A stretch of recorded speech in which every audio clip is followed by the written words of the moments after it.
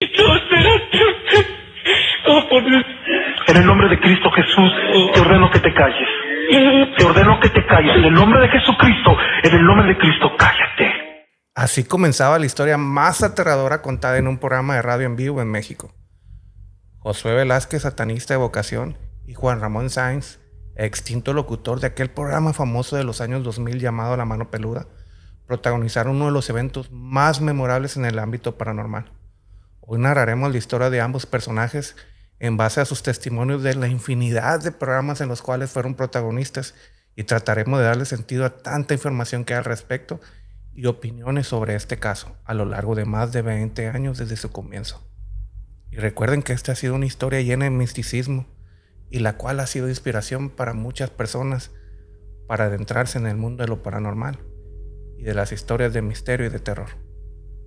Todo comenzó en una llamada al programa de La Mano Peluda por aquel año del 2002, y donde Josué comenzó a contar su historia de la siguiente manera. Llevo más de 5 años intentando pactar con algún demonio. Mi objetivo principal era en un principio pues hacer contacto y llegar a una negociación con Satanás, con Lucifer o con ese demonio mayor. A la edad de 14 años mi familia entró en una crisis económica y empecé a buscar posibilidades de cómo poder ayudar a la economía de mi familia. Me encontré con un libro de brujería donde decía la forma de pactar con un demonio llamado Lucifugio Rojo Cale. Si uno lograba hacer contacto con este demonio, que estaba bajo el dominio de Satanás, o Belcebú, o Lucifer, o cualquiera que sea el nombre de este, o como tú lo conozcas, podía pedirle tantísimas cosas como bienes materiales. Mi objetivo principal era, en un principio, tener dinero. Yo le pedía que apareciera, le decía que quería verlo, le decía mándame a alguien. Yo quería saber que sí me estaba escuchando. Pero al pasar como año y medio obtuve mis primeros resultados. Yo estaba haciendo todas mis operaciones en mi casa en México, y en una ocasión donde yo estaba verdaderamente desesperado, me corté las venas. Era parte de un rito e invoqué el nombre de un demonio. El demonio no viene a ti si no es llamado, pero si tú empiezas a pedir, o es más, con el solo hecho de que tú digas, híjole Señor, ayúdame, el primero que levanta la mano es Él. Este se me apareció. Yo esperaba verlo con cuernos, esperaba verlo con cola o esperaba verlo en esta forma como la conocemos.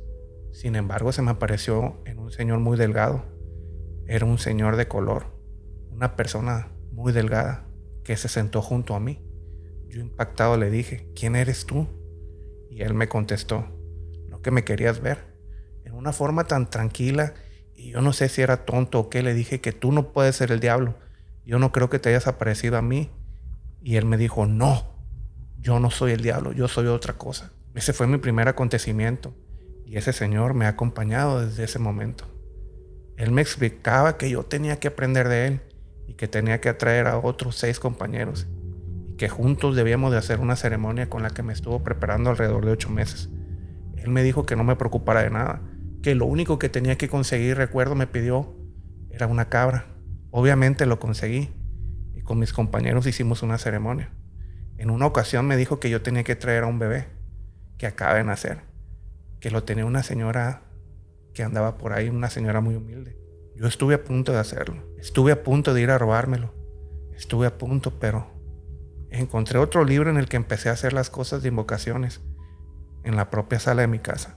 Era a las 10 de la noche, recuerdo cuando empecé, y alrededor de las 2 de la mañana, exhausto, yo decidí ir a descansar a la recámara cuando veo a mi madre, la estaba atacando un cerdo, un marrano que no estaba en sus 4 patas, sino en las 2 traseras. Era un marrano que estaba parado y con sus manos, no sé cómo referirme, estaba jalando a mi madre. Mi madre estaba desmayada o inconsciente. Era un marrano que no hablaba, pero que gritaba. Y no eran chillidos, eran lamentos. No tengo la forma de describirlo. A mí me estaban preparando y para esto me entregaron un anillo que todavía conservo. Me entregaron un anillo que, según lo que he investigado, es un anillo llamado el anillo del rey Salomón. Este anillo de dominio, Lupus Dominium, así se llama este anillo. Yo lo tengo. Me dijeron que yo al recibirlo había un espíritu que lo iba a acompañar. Y cuando yo hice el llamamiento de algún demonio, de algún ser bajo el dominio de Satanás, ahí se aparecería y yo le podía pedir lo que quisiera. Solo que para poder obtener este anillo tenía que dar a un familiar. Yo no sé si tontamente o cómo actué. Dije a mi madre, pues la verdad no la quiero mucho. Mis hermanos, pues descartados, porque la verdad yo estoy haciendo todo esto por ellos. Y pensé en mi abuela. Le dije, sí, ella está grande, ya vivió. Entonces me indicaron qué es lo que yo tenía que hacer. Y a mi abuela la desviví. Bueno, no debo decirlo así. Me duele porque el arrepentimiento me ha llegado. Pero no puedo salirme de aquí porque sé que todo lo que he logrado hasta este momento, al momento de romper el enlace que tengo con estos seres, lo perdería todo. A mi abuela recuerdo que la dormí con formol y repitiendo las oraciones y todo eso, hice lo que tuve que hacer. Extrañamente, cuando mi abuela se encontraba desvivida, ella no tenía ninguna marca y me sorprendió muchísimo porque yo le hice un montón de cosas.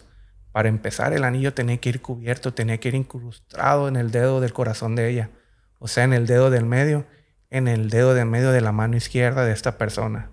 Y además, ahora profundizando, diré que consistía en retirar la piel de la espalda, que iba a servir para hacer mi pliego petitorio, pues con las marcas o las quemadas con cera, ¿verdad?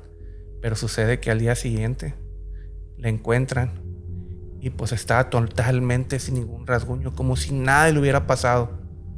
Y ellos mencionaron que ella había fallecido de forma natural. Después de esto, ellos dijeron que ahí terminaba lo que ellos tenían que hacer, que mis plegarias habían sido escuchadas y que el pliego petitorio que yo había hecho de saber me sería cumplido. A mí me alarmaba mucho porque no había quedado en nada. Yo me imaginaba, no sé, un trato así, decir tú me das esto y yo te doy esto. Así de sencillo. Tal vez supongo que se pagó con el alma de mi abuela. Posteriormente a esto vinieron muchos más seres, muchas personas a las que veía y que me estuvieron atormentando. Venían, se burlaban de mí queriéndome decir, ¿por qué hiciste esto? ¿Por qué lo hiciste? Espíritus a los que yo veía. Un día, por ejemplo, un día que gané unos $15,000, los cuales yo me los tenía que gastar el mismo día, porque si no, al otro día no tenía nada. Y tengo que hacer unas cosas malas para poder volver a recuperar ese dinero. El dinero aparecía en mi casa siempre a diario. Antes de las 5 de la mañana el dinero aparecía. Yo lo tenía que gastar porque yo no metía el dinero en mi cuenta de banco. Yo lo que hacía era gastar efectivamente el dinero. Y este desaparecía. Y yo durante mucho tiempo hacía la práctica siguiendo la recomendación de otros brujos, donde me decían que el dinero lo tenía que encerrar en una caja fuerte, una caja metálica muy gruesa, que de esa manera el dinero permanecería. Pero esto no sucedía así. Yo intenté por muchas ocasiones y lo que sucedía era que ese dinero se hacía como carbón, o sea, piedra de carbón, no como si fuera papel quemado, sino piedra. Además ese dinero no se puede dar ni limosna ni ayuda. Entonces si yo lo hago con el sentimiento de ayudar, no sirve porque a mí me va mal, porque a mí me pasan cosas muy feas. Una vez platicando con uno de los trabajadores de una empresa de construcción que estaban ahí arreglando un terreno que yo quería comprar, diciendo que él tenía muchos problemas, yo pues sentí la necesidad de ayudarle y le di dinero. Cuando llegué a la casa, inmediatamente me atacó una mujer. Esta era una mujer a la que es la primera vez que veo y que desde ese momento está aquí conmigo. Ahorita aquí está a mis espaldas. Esta es una mujer blanca, muy delgada, de cabello negro, como a la mitad de la espalda. Y parece que no tiene pies, como que flota. La única vez que la vi, que no tenía pies, brincó así para el techo. Y vi que el vestido se elevó y no le vi los pies. Y ahorita que ella se encuentra atrás de mí y no quiero voltear a verla porque tiene una boca muy grande y una lengua también bastante grande. Cuando yo estaba iniciándome en esto, aprendí latín, aprendí griego, hebreo antiguo. Ahora hablo 6 idiomas. Aprendí esos idiomas porque solo en estos idiomas y en esas lenguas encontraba textos que me hablaran sobre las verdades ceremonias satánicas, verdaderas recetas donde yo podía asegurar cada vez más mi éxito que ya he logrado. Yo les puedo asegurar, señores, que al diablo jamás se le va a ver, que lo que yo he visto han sido demonios, lo que yo he visto han sido pingos, han sido energías igual de maléficas y de malignas y de horrorosas y despreciables. El anillo que tengo en el dedo de mi mano izquierda, ese anillo no me lo puedo quitar. La otra vez que intenté quitármelo se me deslocó el dedo. Pero el anillo no es un anillo justo. El anillo es un anillo que me queda guango, que me da vueltas en el dedo con suficiente espacio como para que se pudiera salir. Pero sin embargo no se sale. Aparte me han salido en el cuerpo algunas marcas, así como moretones, pero con cierta figura, con algunos iconos muy representativos de algo maligno. Mi rostro se ha empezado a deformar. O sea, yo lo digo así, no porque me esté quedando feo. O sea, mi nariz, la pirámide nasal ha empezado a agrandarse. Y los lóbulos de la nariz, los orificios nasales, me han estado agrandando. Mi nariz ha estado alargando. Abundando más, recuerdo que me entregaron un anillo que todavía conservo. Es un anillo llamado el anillo del rey Salomón. Es un anillo de dominio. Para poder obtener ese anillo tenía que ofrecer a un familiar. Y pensé en mi abuela. Le dije, sí, ya está grande, ya vivió. Y a mi abuela la desviví. La dormí, la desvestí y la empecé a cortar. Era un proceso largo. Fue muchas cosas, sin luz, pero sin embargo yo podía ver. Es impresionante ver cuando alguien se está muriendo. Y que tú puedas decidir en seguirle tapando la boca o dejarle entrar aire. Alguna vez me preguntaron que si tenía conciencia de lo que hacía, de que si yo no estoy loco. Yo les contesté que no, que yo jamás he sido poseído. Actué influenciado por mi propia maldad, engendrada por Satanás. Al día siguiente el pastor Roberto Guaso platicó con Josué. José, muy buenas noches, le dijo el pastor. Muy buenas noches, señor pastor. El pastor Roberto Guaso comienza hablando. La palabra de Dios nos dice que para poder salir de todo esto hay que romper con algún ligue lo que tú hiciste. Cualquier trato, en este caso Dios lo puede romper. Yo hablé con Juan Ramón en la tarde como él te dijo y quiero decirte, no es sencillo. ¿Y por qué? Porque estás saliéndote de alguien que tiene controlada tu vida, que te ha dado muchas cosas que de alguna manera tú has recibido y que no tan sencillamente va a ceder a decir, bueno, muy bien, te quiero decir, todo está normal y adiós. No, es una lucha y es una guerra espiritual. Esa es la palabra. Entonces yo te pediría, mencionaste que tú alguna vez vas a la iglesia. ¿Qué tipo de iglesia estás? A lo que Josué respondió, yo pertenezco a la iglesia de Jesucristo de los Santos de los Últimos Días, una iglesia de índole mormona. El padre Guaso le contestó, sí, eres mormón. Allí en esta iglesia, ¿qué es lo que ellos te han dicho? ¿Qué te han aconsejado? ¿O cuál es la manera en la que ellos han tratado de tu problema espiritual? Josué contestó, en mi iglesia jamás he tocado el tema. Me ha acercado mucho a la católica, me siento muy atraído por ella. He platicado con infinidad de sacerdotes católicos, de buenos dirigentes de otras iglesias, y me dicen que yo tengo la solución, que yo lo puedo hacer, que ya nada más es de que diga no quiero y ya. Pero ellos no me comprenden, no saben que pues no es fácil, no sé ni por dónde empezar. El pastor Guaso le comentó, te quiero pedir, no por el hecho de que sean unos mejores u otros peores, te quiero pedir que te acerques a una iglesia cristiana, a una iglesia, y busques un pastor, que tú le platiques tu problema. Yo te puedo guiar desde ahorita, y ahorita lo que puedes hacer, si quieres, lo podemos hacer desde ahorita. ¿Quieres romper con esa maldición? Josué le contestó, claro, pues sí, señor, vamos a orar. Aquí hubo una pausa y se supo que al siguiente día hubo una comunicación de nuevo con Josué y el pastor Guaso. Y este le preguntó, Josué, ¿está usted solo? Y él le contestó, sí, señor, yo vivo solo. ¿Pero ahorita está solo? Sí, vivo solo. Pero los ruidos que salieron hace rato, ¿qué eran? Josué le contesta, mire, es que hay 4 seres que están desde que los invoqué, no se han ido. ¿Y estos están ahí con usted? Sí, están aquí.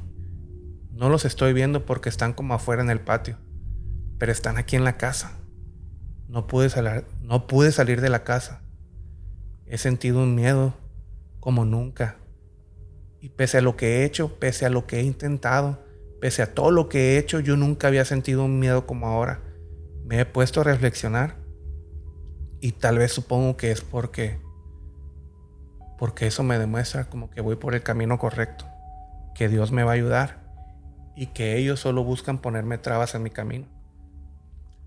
La llamada continúa con un Josué asustado y el pastor Roberto Guaso leyendo y recitando versos de la Biblia por casi una hora, dándole fin a uno de los episodios más impresionantes del programa de La Mano Peluda, dirigido por Juan Ramón Sáenz. Empezaron a pasar cosas en la cabina. Alguna vez le platiqué que mi laptop sacó un destello, que empezó a salir aire frío, o más bien frío debajo de la mesa, que la Biblia, se me hacían rollitos las hojas de la Biblia cuando quise hacer oración, mientras él estaba hablando con el pastor Guaso, que me hizo el favor de corroborar y ayudarle espiritualmente a Josué en esa ocasión. En algunos casos ocurrieron cosas, tal vez por su gestión o tal vez por energía, pero ocurrieron cosas raras. El hecho es que esa noche muchas personas quedaron con los cabellos de punta, porque todo culminó, porque lo atacaron unas sombras que le enterraron un crucifijo en el abdomen, que lo llevó al borde de la muerte. Una de las situaciones más graves de lo que ocurrió con Josué es que le hizo con conocimiento de causa, con preparación, un trato, un pacto muy fuerte y poderoso. Él se instruyó muchísimo. Lamentablemente para él, se instruyó muchísimo con un ser de oscuridad, que no mencionaré su nombre, y el cual tiene representado en un símbolo que trae en la mano.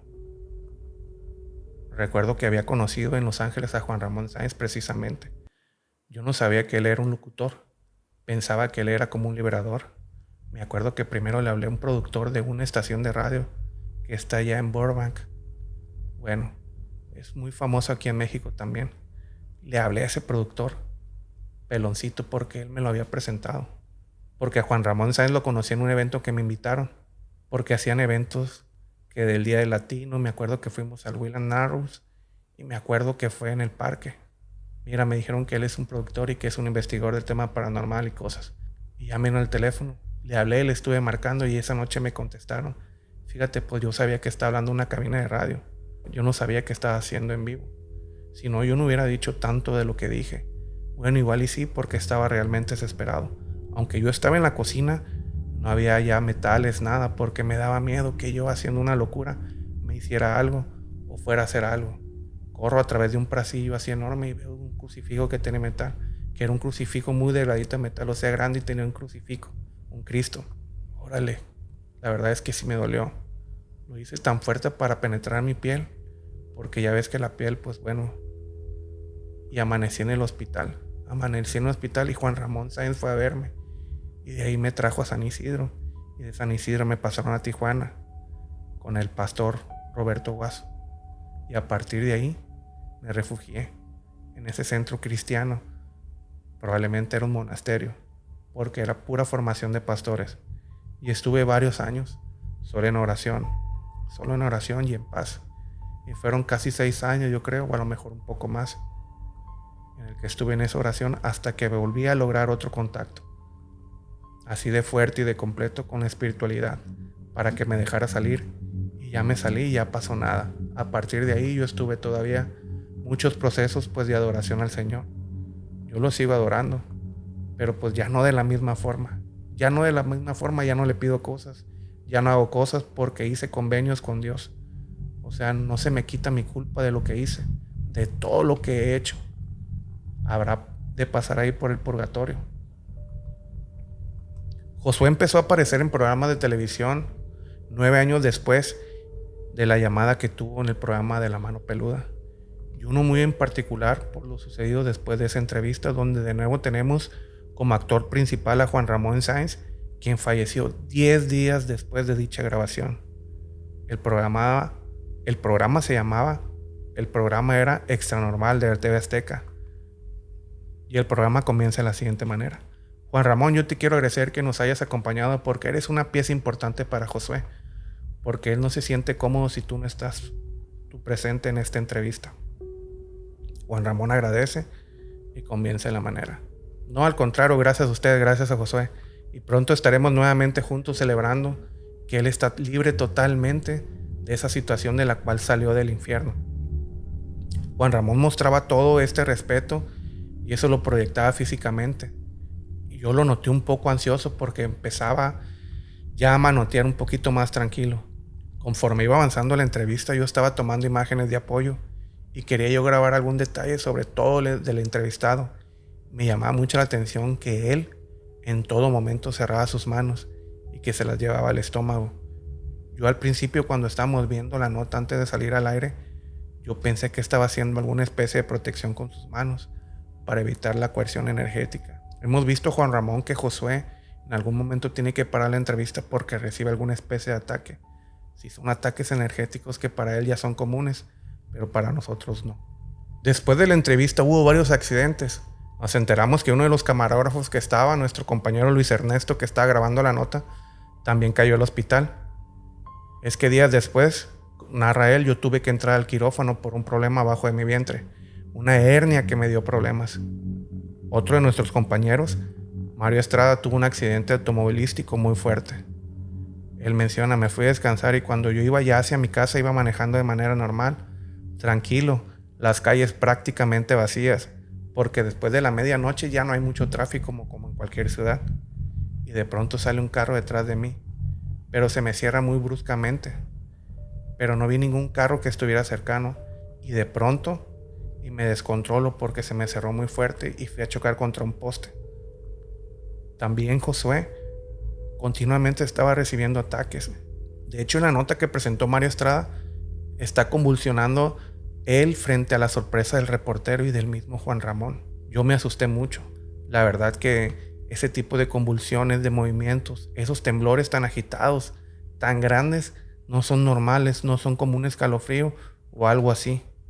No era un temblor con mucha fuerza. Y te digo, yo la verdad sí estaba un tanto asustado, porque estábamos en medio de la nada.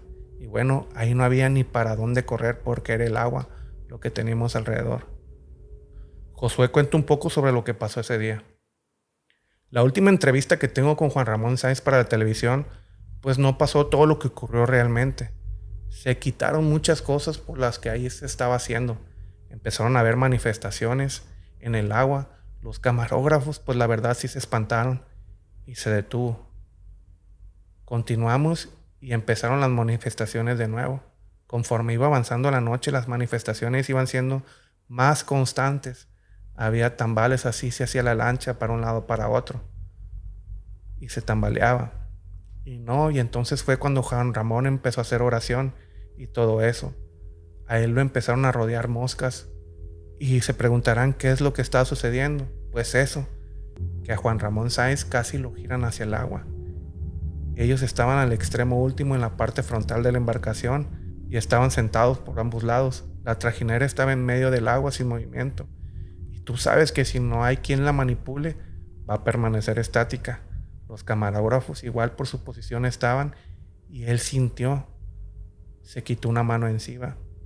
Y es cuando todos los camarógrafos de TV Azteca empiezan a observar y a grabar.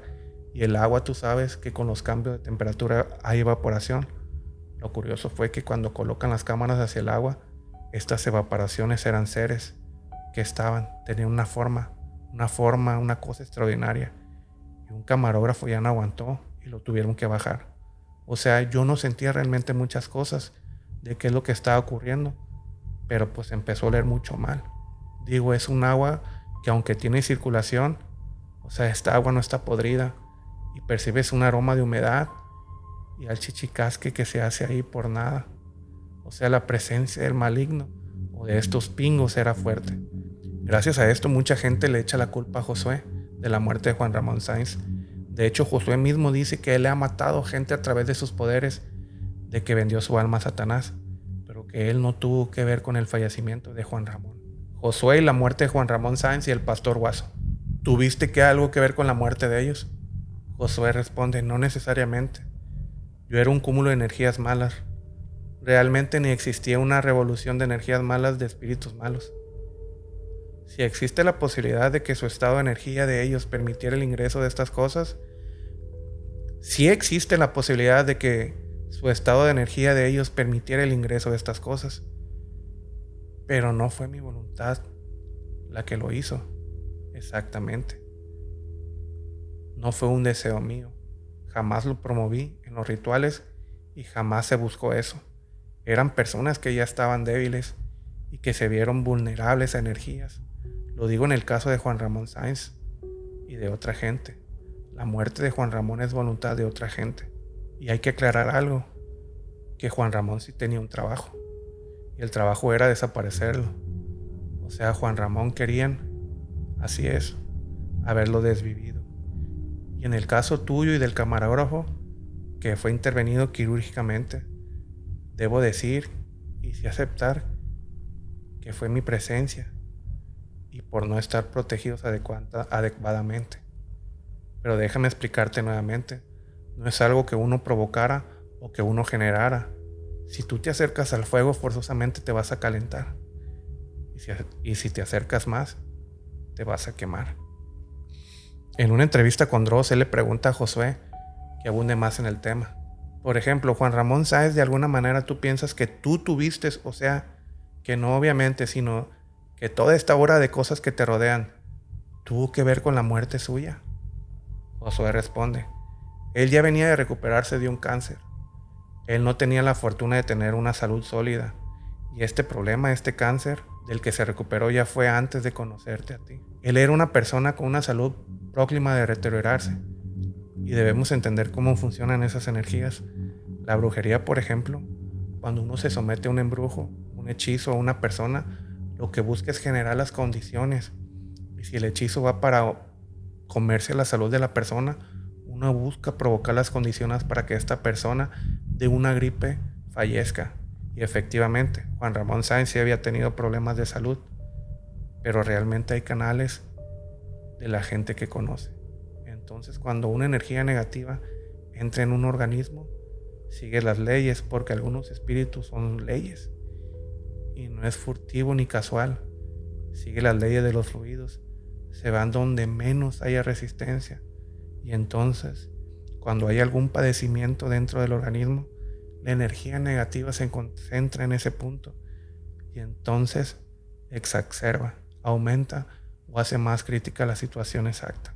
Y retomando, los planes que teníamos Juan Ramón y yo en nuestro nuevo encuentro que hacemos aquí en México, aunque había existido uno previo allá en Miami, era para que se tendiera por ataques de brujería. Él estaba siendo víctima de esta brujería. Y coinciden en esas fuentes de brujería que se han visto en las últimas fechas. Había una que estaba muy fuerte, manejándose de que yo iba a revelar nombres de la gente a las que yo vi participar en todo este tipo de cultos, en una declaración de Juan Ramón, pues esa habla en la que habla de que tuvo acceso a mucha información de gente muy prominente en México o incluso en los Estados Unidos con esas cosas. Juan Ramón Sáenz tenía que estar presente y él tenía que documentar el proceso de liberación con los sacerdotes de estas partes para poder retirar un niño. No era por un exorcismo, porque yo nunca fui posesor, sino para retirarme el anillo. Pero iba a conseguir con que iba a venir gente de lejos, por así decirlo, en el que él también iba a ser curado, como él lo revela. Él lo dice, bueno, él no alcanzó a llegar a esta fecha. Entonces las muertes de él, así como los accidentes de las personas que han participado en entrevistas conmigo, van relacionadas con el mal manejo de energías, porque existe gente que piensa que por el hecho de no creer en la brujería o en estas manifestaciones diabólicas quedan exentos de este daño, y eso es mentira. ¿Dónde estaba Josué cuando Juan Ramón fallece? En algunos testimonios de Josué al respecto, Juan Ramón se muere el 29 de mayo y el pastor Guaso antes de los 9 días, al igual que otras 2 personas que estuvieron conmigo por varios años. Otras 2 personas le preguntan, ¿no puede decir que son otras 2 personas, pastor? Sí, claro. Digo, remitir los nombres tal vez no lo considero correcto, ¿verdad? Yo estaba incluso acá en México cuando Juan Ramón Sáenz fallece. Entonces yo busqué llegar a la Ciudad de México para asistir a su sepelio, pero pues me recomendaron no hacerlo precisamente por los rumores que se empezaban a manejar. Pues al día siguiente de su muerte, el mismo día de su muerte, se estaba transmitiendo en cadena nacional que estaba en tiempo implicado en esto. Entonces me delimité por no ofender, por eso no emito nombres.